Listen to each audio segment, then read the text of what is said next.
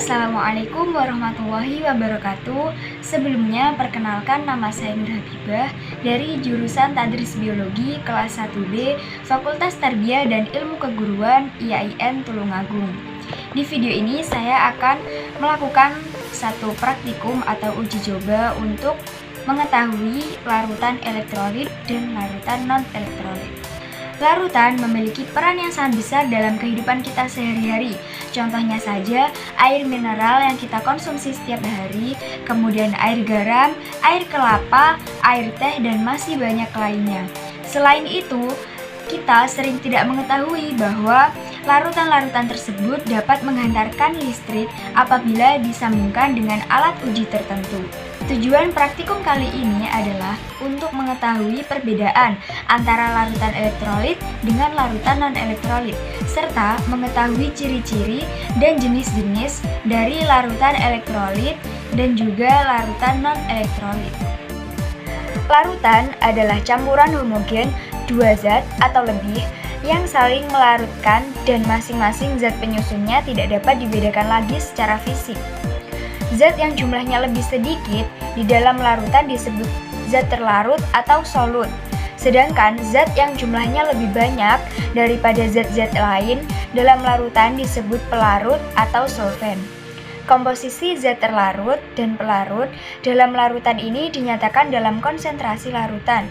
Sedangkan proses pencampuran zat terlarut dan pelarut membentuk larutan disebut pelarutan atau solvasi. Sedangkan pengertian larutan elektrolit sendiri yaitu larutan yang dapat menghantarkan arus listrik. Svante Arrhenius, ahli kimia terkenal dari Swedia, mengemukakan teori elektrolit pada tahun 1884. Menurut Arrhenius, larutan elektrolit dalam air terdisosiasi ke dalam partikel-partikel bermuatan listrik positif dan negatif yang disebut ion positif dan ion negatif. Jumlah muatan ion positif akan sama dengan jumlah muatan ion negatif, sehingga muatan ion-ion dalam larutan netral. Ion-ion inilah yang bertugas menghantarkan arus listrik. Larutan elektrolit sendiri memberikan gejala berupa menyalanya lampu atau timbulnya gelembung gas dalam larutan. Larutan elektrolit mengandung partikel-partikel yang bermuatan, yaitu kation dan anion. Larutan ini dapat bersumber dari senyawa ion atau senyawa yang mempunyai ikatan ion atau senyawa kovalen polar, senyawa yang mempunyai ikatan kovalen polar.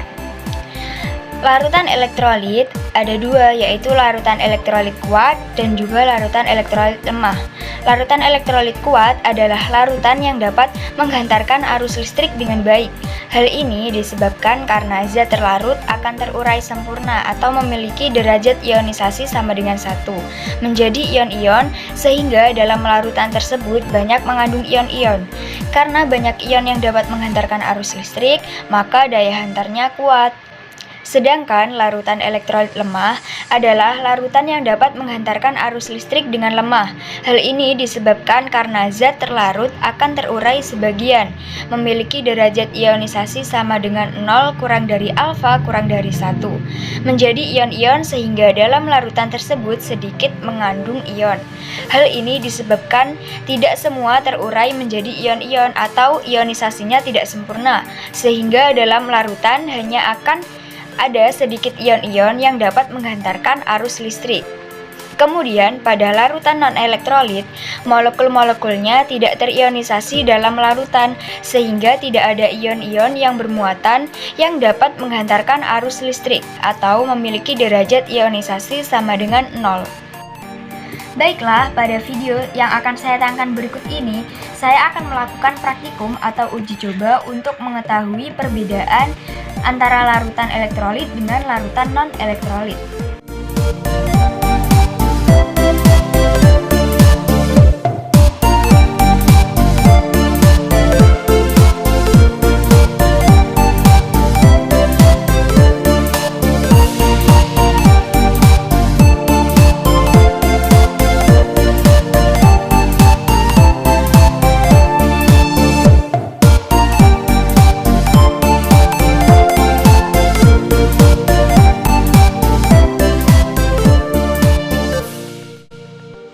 Baiklah, kali ini saya akan melakukan uji coba untuk mengetahui apakah larutan yang ada di depan saya ini termasuk dalam larutan elektrolit atau non-elektrolit.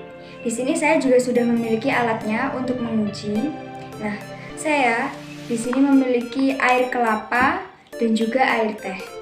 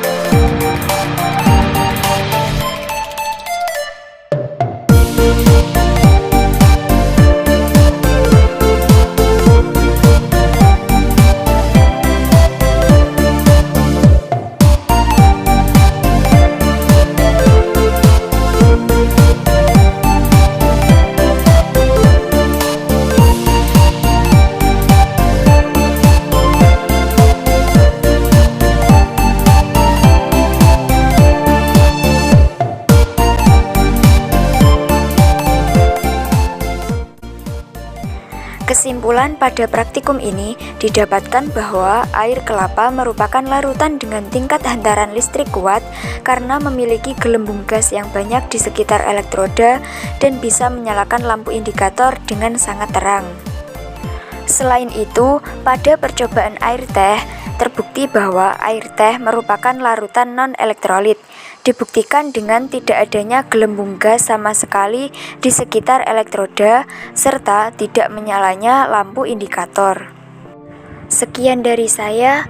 Semoga apa yang saya sampaikan dapat bermanfaat. Apabila ada kurang lebihnya mohon maaf. Terima kasih banyak. Wassalamualaikum warahmatullahi wabarakatuh.